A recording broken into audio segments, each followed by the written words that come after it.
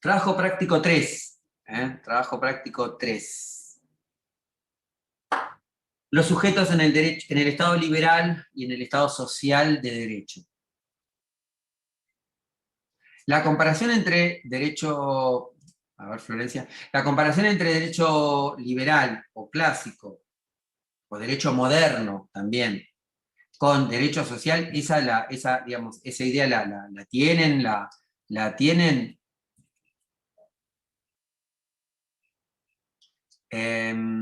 Florencia, sí, envíalo por el correo interno, envíalo por el correo interno al trabajo práctico. Todos los trabajos prácticos, envíenlos por el correo interno, porque si lo suben en alguna de las solapas de las comisiones, nos avisa todo, digamos. Entonces es más práctico por el correo interno y lo recibimos cada uno de los ayudantes, ¿sí?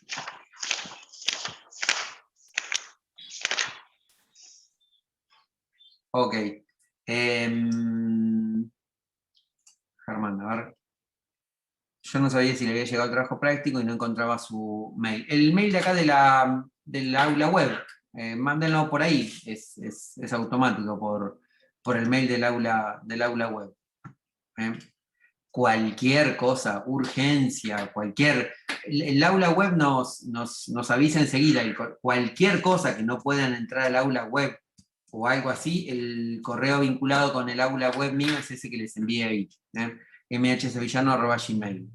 Pero insisto, el correo del aula web normalmente nos avisa enseguida que hay correos en el aula web. Medio así como el tema del SIU, les avisa a ustedes cuando hay alguna novedad de su perfil de SIU, a su correo con el cual se registran, lo mismo funciona para nosotros los docentes. Bien.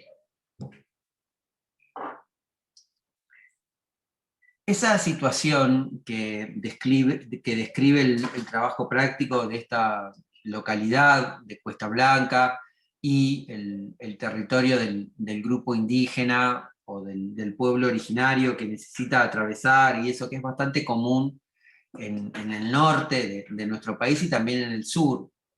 Ustedes habrán visto que muchas veces pasa esa situación.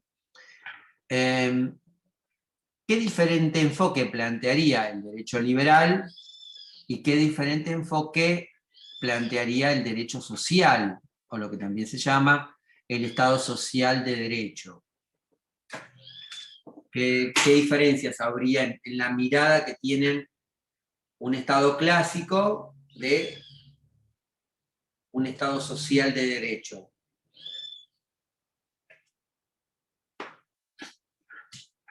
¿Cómo lo podrían explicar, orientar a partir de la lectura de los textos?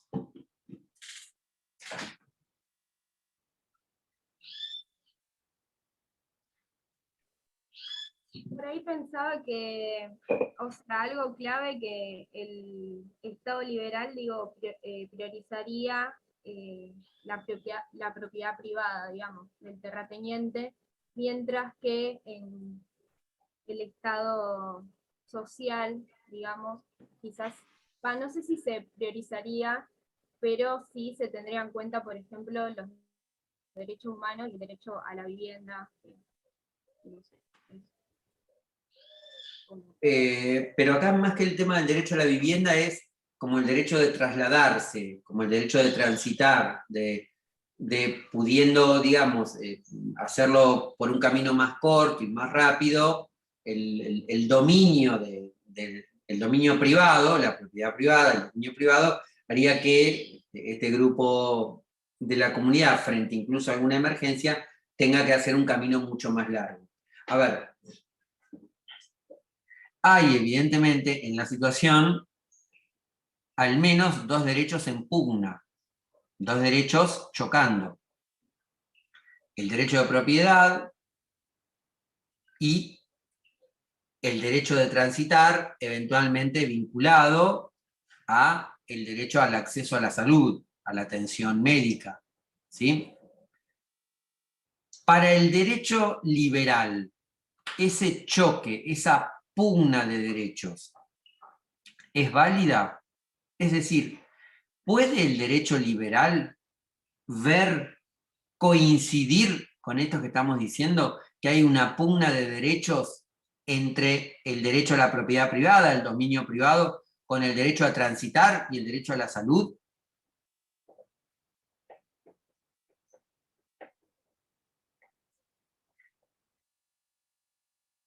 ¿Qué características No tiene? sé, técnicamente pueden llegar hasta la ciudad y acceder a las, técnicamente, tienen un camino para llegar. O sea, desde el derecho liberal no sé si verían un choque entre derechos, porque no es que no tienen acceso, o sea, tienen que, o sea, sí, ¿no? Tienen que recorrer un montón de kilómetros, pero no es, o sea, no sé. No, pero está bien. Aparte, en este caso, la propiedad privada es la fuente privilegiada, estamos diciendo ahí, desde la perspectiva liberal, ¿no? Ok, bien. Profe, yo creo que para ordenarme siempre en la diferencia entre el derecho liberal y el social, parto de la idea de que el liberal concibe a la igualdad, a la noción de igualdad, como que está dada en la realidad efectivamente y como, bueno, somos todos iguales, entonces cada uno se la tiene que arreglar como puede. En cambio, el derecho social considera la igualdad como un ideal que en la práctica no pasa y por eso existe, por eso la razón de su existencia. Yo comparto con lo que decía la anterior compañera, que en sí el terrateniente puede tener su tierra y su propiedad privada de usarla como quiera, y el pueblo originario puede llegar a acceder a la salud por un camino más difícil que se la tendrá que rebuscar, y bueno, pero puede llegar. Entonces el derecho liberal se agarraría de eso, es como puede llegar pero le cuesta más. Bueno, pero puede. Mientras pueda es como que no hay conflicto. En cambio el derecho social te dice, y mirá, me estás complicando la vida, fíjate si podés alguno de tus privilegios renunciar a eso para que todos podamos vivir un poquito mejor.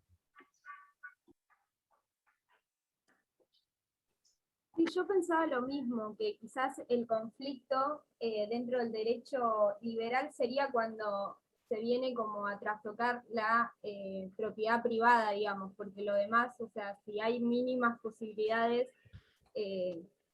digamos, no se va a poner en cuestión eso, sino que quizás el conflicto sería si se toca la propiedad privada, digamos.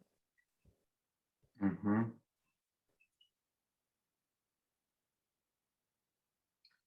Bien, bueno, ahí hay un par de cuestiones interesantes. Para el derecho liberal, para el derecho clásico, no hay conflicto de intereses. El derecho liberal, el derecho clásico, es, como ustedes deben haber estudiado en teorías sociológicas, el funcionalismo. Si hay algún problema, es que algo no está funcionando como tiene que funcionar. Porque el problema no debe estar. Porque como bien decían por ahí, teóricamente la igualdad debería decirnos y debería separarnos un derecho de otro.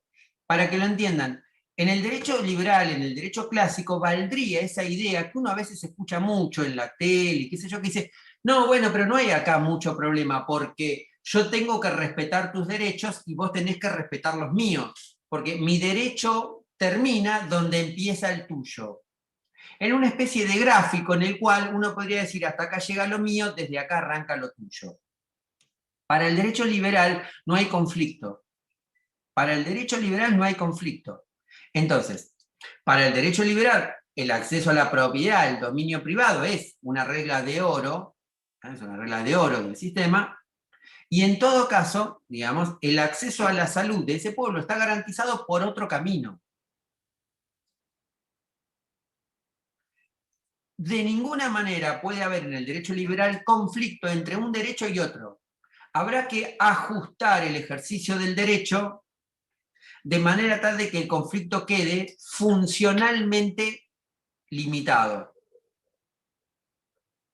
Por eso yo le decía que lo vinculen cuando ustedes hablan de, seguramente vieron en alguna materia, teorías sociológicas, el funcionalismo, digamos. En el funcionalismo, cuando hay ruido en el funcionamiento del sistema, no es por un problema, digamos, intrínseco al sistema, no es porque el sistema está equivocado o deja derechos afuera o no tiene en cuenta grupos minoritarios de la población. No, no es por eso. Es porque algo está funcionando mal, arreglándolo sigue funcionando todo bárbaro. Entonces, arreglándolo como es, sancionando al que delinque, etcétera, etcétera. Digamos.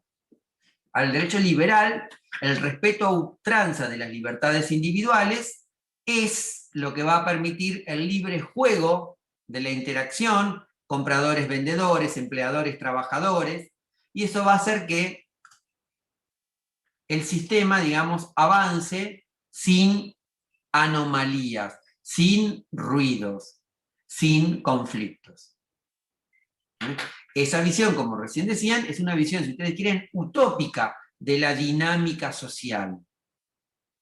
Permanentemente estamos en conflictos en relación al derecho. ¿Por qué? Bueno, porque la función que ustedes vieron que tenía el derecho de darle previsibilidad a la conducta humana es una función teórica.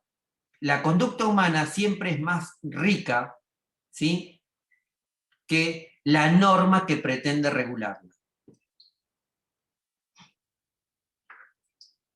Entonces, desde el derecho liberal, desde el derecho clásico, no hay conflicto. Hay que ajustar situaciones, diría el derecho liberal. Bueno, ¿cómo se ajusta la situación? Que vayan por el otro camino. ¿Cuál es el problema si van por el otro camino? El terrateniente tiene derecho al dominio, derecho a la propiedad privada, el grupo indígena tiene derecho a acceder al pueblo de Cuesta Blanca y ir a la escuela, hacerse atender, etc. Para el derecho social, no. El Estado aparece como un elemento no solo garantista del ejercicio individual de los derechos, como era el del derecho liberal, el derecho clásico, sino que el Estado va a aparecer como un regulador de las diferencias sociales.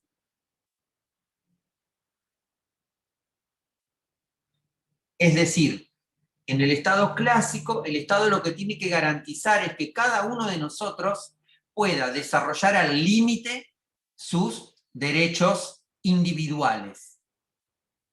En el libre juego de la maquinaria de todos nosotros, de nuestros derechos individuales, se concibe el mejor desarrollo social. ¿Ustedes ya cursaron economía? ¿Qué decía Adam Smith del egoísmo individual?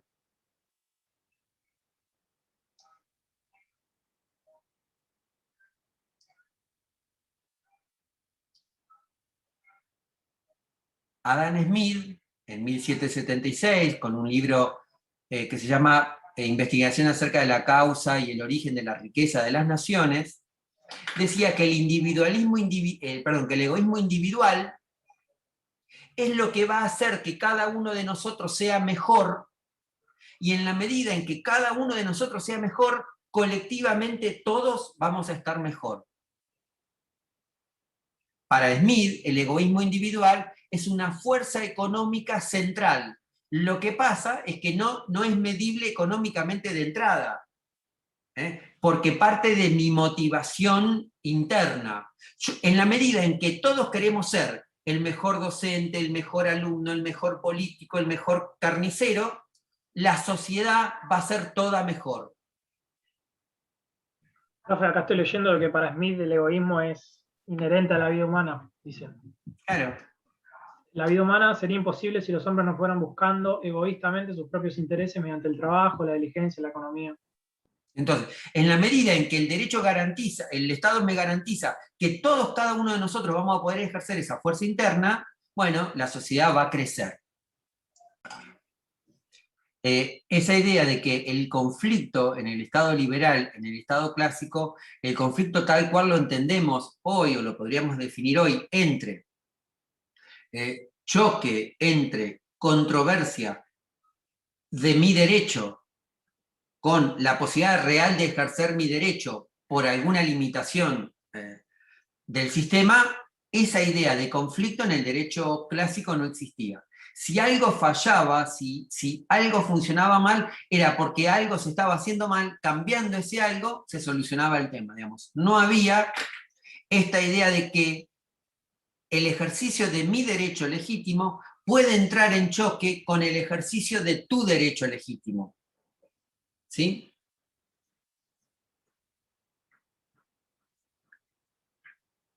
De alguna manera, el Estado gendarme, el Estado liberal, el Estado clásico, lo que iba a procurar era garantizar los derechos esenciales, el de la vida, el del tránsito, el de la propiedad privada. ¿Por qué? Porque ideológicamente entendía que el libre juego, ¿sí?, en el ejercicio de esos derechos de las personas, garantizaba lo que podíamos llamar el desarrollo social, ¿no? El progreso en cierta medida, ¿no?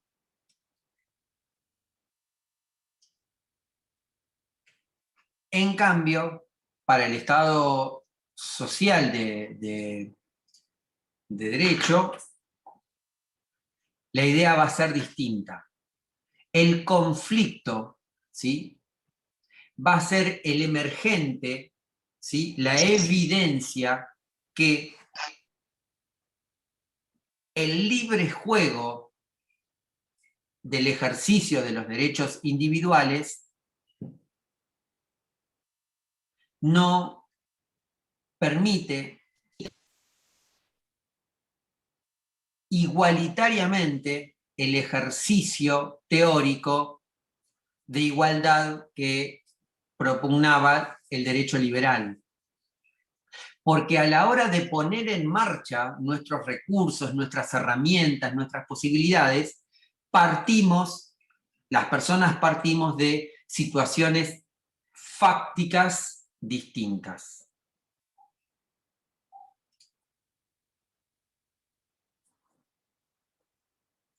¿Ven?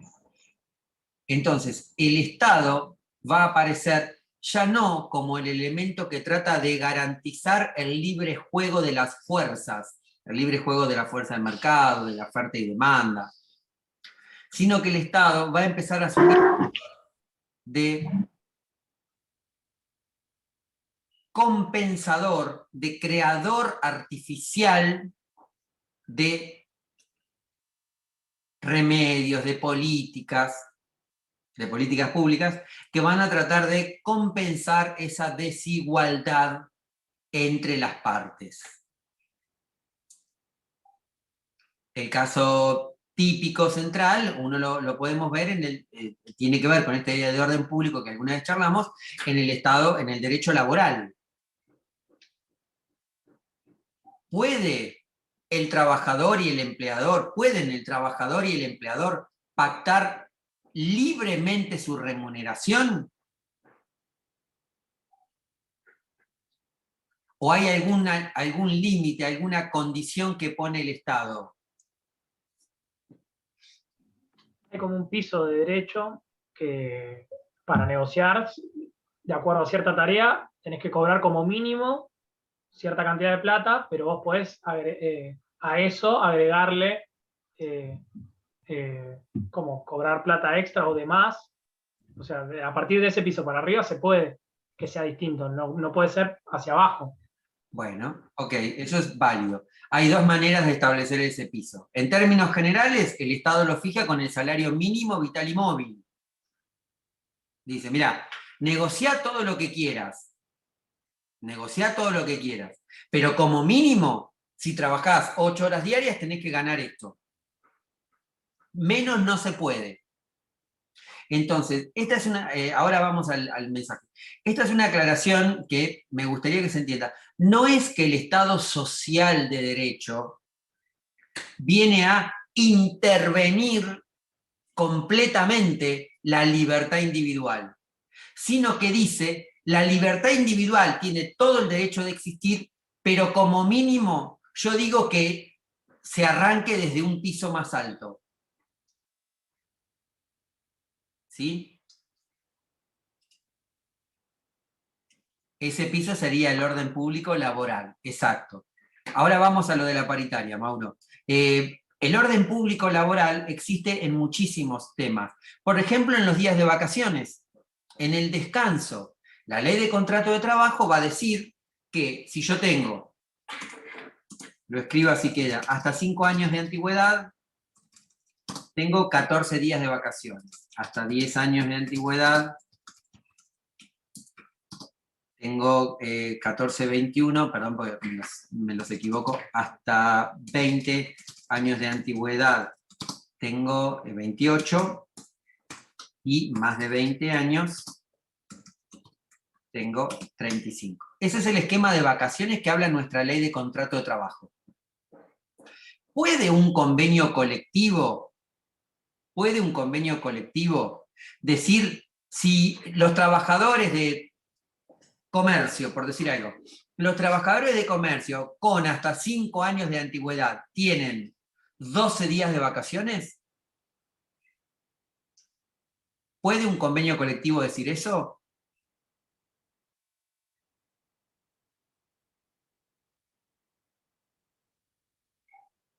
Es fácil la respuesta. Hasta 5 años de antigüedad, 12 días de vacaciones, Sí. no. No, claro que no. Porque lo que fija la ley es orden público, es lo mínimo. A partir de ahí, si el empleador le quiere dar 15, 16, 17, 18, 19, que se los dé. Pero como mínimo le tiene que dar eso. Entonces, ¿hay libertad? Sí, hay libertad. Pero la libertad arranca de cierta igualdad para todos los trabajadores. ¿Sí? De cierta igualdad para todos los trabajadores. Recién Mauro decía la paritaria. Hay que... normalmente uno tiene asociado paritaria porque lo escucha mucho en la tele. La paritaria sería un cachito de la negociación que solo se vincula a salarios. La paritaria sería la negociación salarial. Pero cuidado, un gremio con su empleador puede, en un convenio colectivo, negociar, pactar un montón más de cuestiones que no solamente son las salariales. Lo que pasa es que, producto de la inflación, entre otras cosas, los convenios colectivos se mantienen vigentes durante mucho tiempo y lo único que se va acomodando año tras año es el capítulo salarial, normalmente llamado paritaria. Pero la paritaria es una de las negociaciones que tiene el convenio colectivo.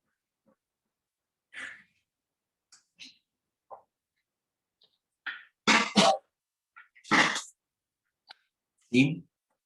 Entonces, el Estado social lo que va a decir es, yo dejo jugar la libre voluntad de las partes, pero a todos les digo que arranquen desde un piso más alto.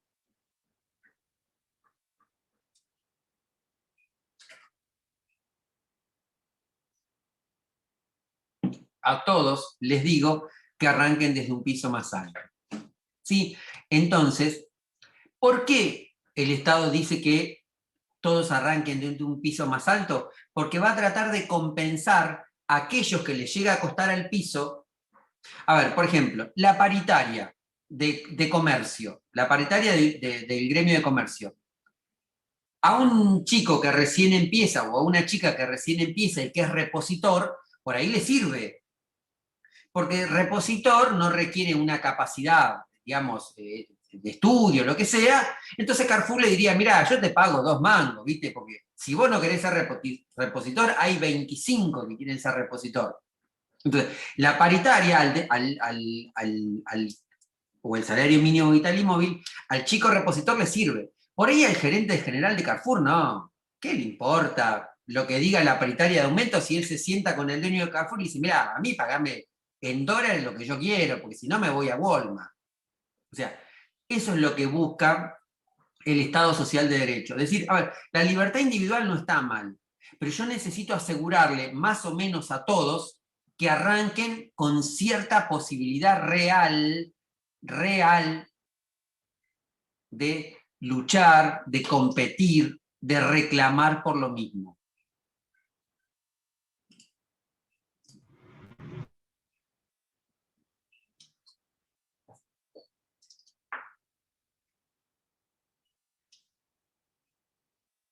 Entonces, en ese caso, en el de Cuesta Blanca, es muy probable que la intervención o la mirada desde un Estado social de derecho sea, bueno, a ver, ¿es posible de alguna manera delimitar un espacio dentro del campo del terrateniente, alambrándolo, haciendo que la gente no se pueda meter del otro lado, pero que sin, no sé, sin cortar el campo, sin que atraviese por donde el señor cría animales o por lo que sea? ¿Es posible cortar un poco de manera tal de abrir una senda?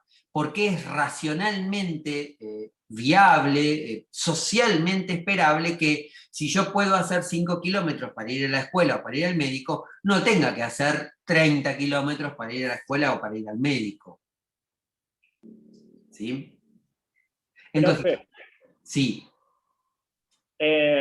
por ejemplo, estábamos charlando con Julie en la empresa que yo trabajo, que es una empresa de gas del Estado, mixta. Pasa muchas veces que la red necesita pasar por determinado terreno o hectáreas y son privadas. Entonces pasa justamente lo que usted está diciendo, el Estado trata de compensar también a la propiedad privada ajustándose a las normas técnicas, que hay que ajustarse, pero alambrando la propiedad o dándole alguna prestación que haya en convenio con el dueño de la propiedad, en favor del pueblo que necesita el gas. Entonces, nada, charlábamos con Julie que como un ejemplo de esta perspectiva de pensar el Estado en su rol. Sí, es otro ejemplo. Yo lo que, y es válido, yo lo que quiero transmitirles en el sentido usando el ejemplo que dan recién los chicos, que el Estado no le dice al dueño del campo, che, mira, te voy a expropiar, te lo voy a sacar, porque yo quiero que pase la cañería. Trata de ajustar, de ensamblar el derecho que le reconoce a ser el dueño, terrateniente, chacarero, latifundista, ¿no? El derecho que le reconoce a ser el dueño con el derecho que tiene la comunidad, en este caso de que un servicio hoy por hoy, que podríamos llamar esencial, como el gas por cañería, el gas natural, llegue a distintas comunidades, porque es más cómodo, porque es más práctico, porque es más barato que no el gas envasado. Entonces, el Estado social de derecho va a tratar de ensamblar el derecho del privado, en este caso del terrateniente, del capitalista, del dueño del campo, con el derecho que también tiene, en este caso, la comunidad, de llegar a un servicio público. ¿Sí? Porque ustedes imagínense que la cañería de gas podría dar la vuelta de los 35 kilómetros, pero se encarece el costo y además se convierte en un riesgo, porque si la cañería tiene 5 kilómetros es menos probable que alguien intente afanarla, que alguien la pinche, que se rompa, que no que si tiene 35 kilómetros y puede ser un riesgo, digamos, ¿no? Entonces, ese es el esquema, digamos, en el cual el Estado social va a interactuar. Va a decir, yo voy a defender al más débil hasta cierto punto. A partir de ahí, que luchen, que traten de conseguir más.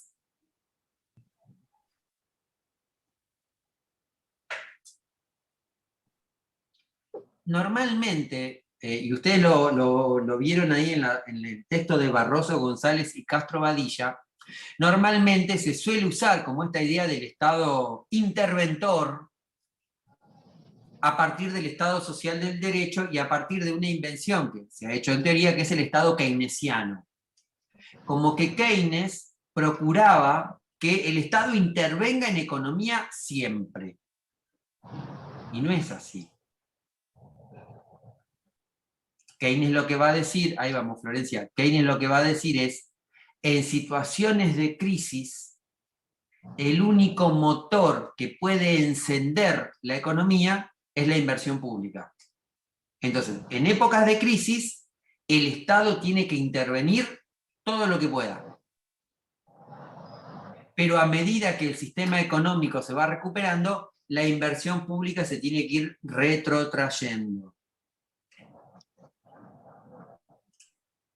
Florencia, ¿qué pasa, por ejemplo, con las parcelas de tierra que se encuentran ubicadas en sectores donde iba a haber una calle?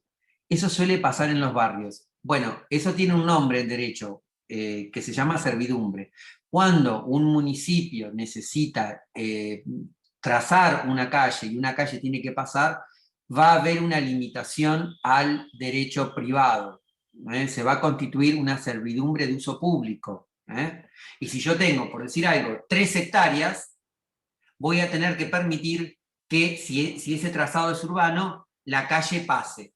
Normalmente, a cambio, la municipalidad me va a permitir poder subdividir en lotes esas hectáreas que me quedan divididas, de manera tal de comercializarlas como parcelas. En la medida en que estaban las 3 hectáreas juntas, yo no lo podía dividir. Tenía que vender las 3. Si construía algo, era como que estaba construido en las 3. En la medida que el Estado trazó la calle, porque está haciendo una ampliación urbana, me va a permitir, mira, yo te saco un cacho de tierra porque tengo que trazar la calle, pero al mismo tiempo te voy a permitir que vos lotees esto que ahora te queda dividido.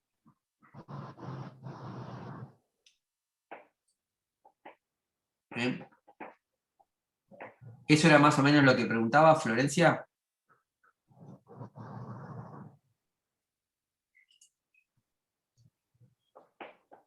Bien, ok. Silencio a los que a un par que estaban con el micrófono habilitado, cualquier cosa nos hablan, interrumpen directamente, ¿sí? Para que no haya ruido. Ok, bien. Entonces,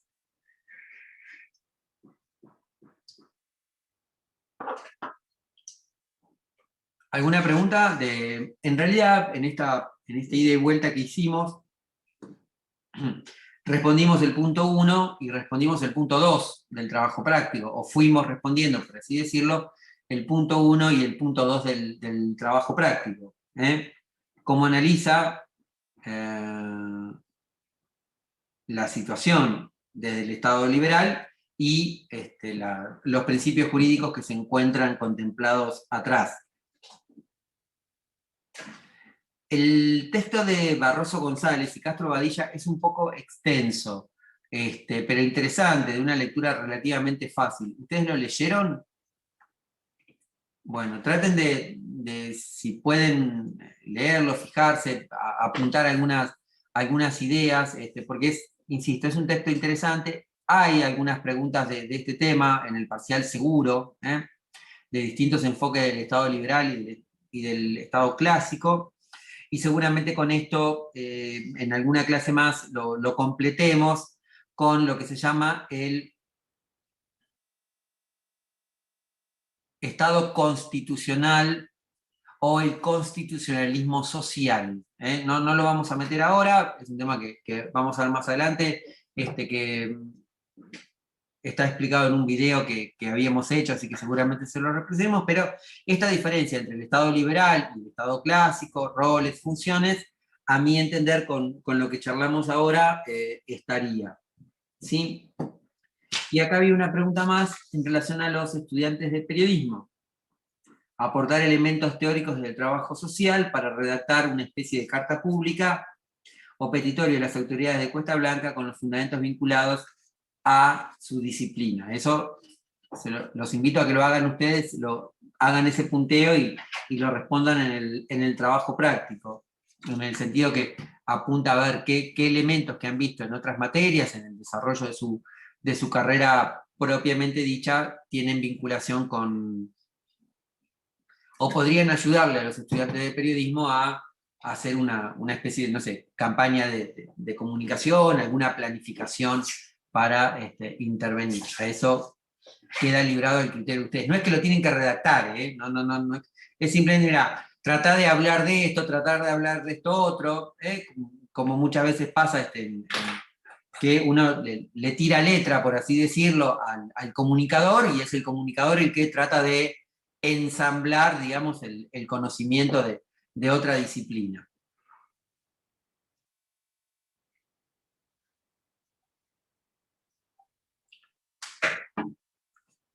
Bien. ¿Alguna pregunta o duda de lo que hemos visto? ¿No? Bueno. Profe, consulta del ejemplo que dieron con la compañera, porque me quedó ahí, de los días de vacaciones. No terminé de entenderlo. Porque usted dijo que estaban reglamentados los días de vacaciones en 1 año, 5 años, después de 5 años. No, no me podría... no, yo lo que traté de decir fue lo siguiente. Esta idea de orden público como contenido mínimo, contenido a respetar sí o sí por las partes en un contrato, en una relación, esta idea de orden público, es decir, de cantidad mínima de derechos, de prerrogativas que deben respetarse sí o sí, que yo no puedo decidir individualmente. Para que lo entiendan, orden público sería exactamente lo contrario a decisión individual. Si hay orden público, no hay decisión individual. Decidió el Estado por mí, procurando otorgar un arranque, un piso de igualdad para todos. Entonces, lo que yo dije de vacaciones es, la ley de contrato de trabajo establece la obligatoriedad de lo que llama licencia anual ordinaria. Ya que estamos, lo explicamos. Total, lo preguntaron ustedes, yo no puedo, no me queda otra que explicárselos. Licencia anual ordinaria, popularmente conocido como vacaciones. Lo que nosotros llamamos vacaciones, en la ley de contrato de trabajo se llama licencia anual ordinaria. Bien, ¿pueden las partes, empleador y trabajador, pactar libremente la cantidad de días de vacaciones? Y acá un poco tratando de vincularlo con lo que hoy Joaquín nos decía. Esa pregunta de, voy a ir despacio, denme un segundito. Esa pregunta de, ¿pueden las partes pactar libremente los días de vacaciones? Uno podría responderla por sí o por no, dependiendo qué le agrego al sí o al no. Y voy a esto. ¿Pueden libremente las partes, empleador y trabajador, pactar libremente los días de vacaciones? Sí, en la medida en que se respeten los días que están en la ley de contrato de trabajo. O también podría responder no, porque la ley de contrato de trabajo establece un piso mínimo. A eso apunta el multiple choice, a que ustedes tengan que pensar esa idea. Entonces, ahora trato de explicarlo de vuelta para que se entienda. Los días de vacaciones o licencia anual ordinaria, es lo mismo, los días de vacaciones o licencia anual ordinaria, las partes los pueden pactar libremente, pero no pueden arrancar de donde quieran. Tienen que arrancar del piso que el Estado definió como orden público. Así como hay orden público para los días de licencia anual ordinaria, hay orden público para la remuneración, hay orden público para los días que me puedo enfermar, hay orden público para la manera en la cual el empleador me tiene que despedir.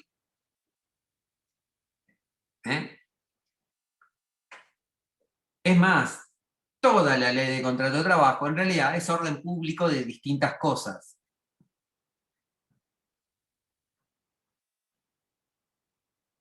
Por ejemplo, bueno, no. Entonces, ¿se entiende? Recién Mauro y su compañera preguntaban eso.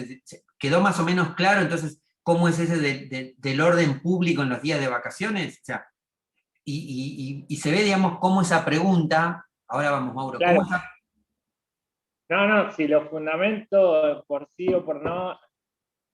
Lo que pasa es que en el choice no se puede fundamentar, se pone verdadero o falso. Claro, son afirmaciones en el país, ¿no? O sea, se cliquea. Hay de todo. Oh. Ah, No, porque en ese caso la redacción, espero que no sea pregunta de examen, en ese caso la redacción podría ser: ¿es falso entender que se viola el orden público laboral si tal cosa? O sea, yo la redacté así para hacerla fácil, digamos, pero quería que se trate de pensar cómo podría ser el analizarlo, digamos, ¿no? O sea, si es verdadero o falso en función de cómo yo arme la respuesta. Bueno, pero entonces, uno podría decir prácticamente que toda la ley de contrato de trabajo lo que es orden público laboral. Orden público laboral.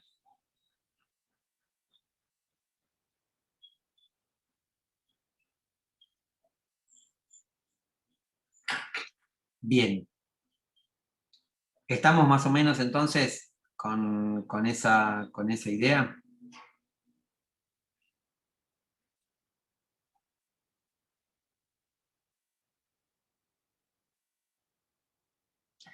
¿Alguna pregunta o duda que haya quedado de estos temas? Con este trabajo práctico estamos cerrando lo que en algún momento nuestra jefa de trabajos prácticos colgó como cuadernillo 1, que yo les dije no se hagan problema, nosotros lo vamos a ir viendo separado, pero con este trabajo práctico, digamos, completamos el cuadernillo 1 que había sido dado que yo preferí como dárselos de manera individual, incluso algún cambio le hemos hecho para este tema de acomodar un poco los ejemplos o la redacción. Bien.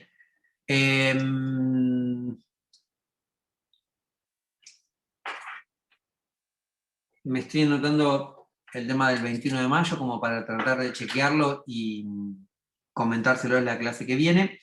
Van a encontrar seguramente en el fin de semana ustedes en la solapa de nuestra comisión, el lunes a más tardar, cuál va a ser nuestra próxima actividad, que no va a ser un texto teórico, va a ser, ya les digo, vamos a ver este video corto que vieron las comisiones hoy, o eventualmente la película de recursos humanos, para empezar a conversar informalmente, pero al mismo tiempo introduciéndonos en los temas, un poco de lo que recién charlamos sin querer, se fue dando de la ley de contrato de trabajo, del orden público, de la licencia. Bueno, para que se den una idea, licencias está más o menos en el artículo 150 de la ley. Bueno, la idea de empezar a ver la clase que viene es de los artículos primeros, digamos, ¿no? De qué es un trabajador, de qué es un empleador, de cuáles son las obligaciones que se dan, de cómo se da esa relación entre lo que vamos a llamar partes de la relación laboral, empleador y trabajador. Así que esa actividad ustedes la van a encontrar colgada en el fin de semana en nuestra comisión. ¿Sí? Bien. ¿Alguna duda o consulta? ¿No? Bueno. Envíen el trabajo práctico 3 en estos días, hasta la semana que viene, digamos, hasta el viernes de la semana que viene. Insisto, para la semana que viene no van a tener texto para leer, sino que lo que les vamos a pedir es que vean o ese corto o la película y que traten de, bueno, analizarlo en función de lo que es medio intuitivo lo que les estamos pidiendo, digamos, pero queremos acceder de manera intuitiva primero para después ir a los textos, porque los textos de derecho, digamos, que explican la relación laboral, etcétera, no necesariamente son del todo amenos, y como bien les decía Sosa, la mayoría de esos textos están pensados en estudiantes de derecho, y por ahí el quantum, o la idea de ciertas nociones, para nosotros son más elementales que las que pueden ser en función de una materia como derecho en la Facultad de Derecho. Cualquier duda, nos pasamos correo. Como siempre les digo, si ven en la solapa de otra comisión alguna otra actividad o cuestión así, en principio no le presten atención, traten de que vamos a confirmar por el correo nuestro o por la pestaña de nuestra comisión alguna actividad o algún cambio o alguna novedad que tengamos en relación a los trabajos prácticos, ¿sí? Y como siempre, la entrega de los trabajos prácticos traten de hacerla vía el correo del aula web, para no colgarlos del aula web, porque eso hace que se generen correos para todos los docentes, y a veces es como bastante, ¿no? el movimiento de correos.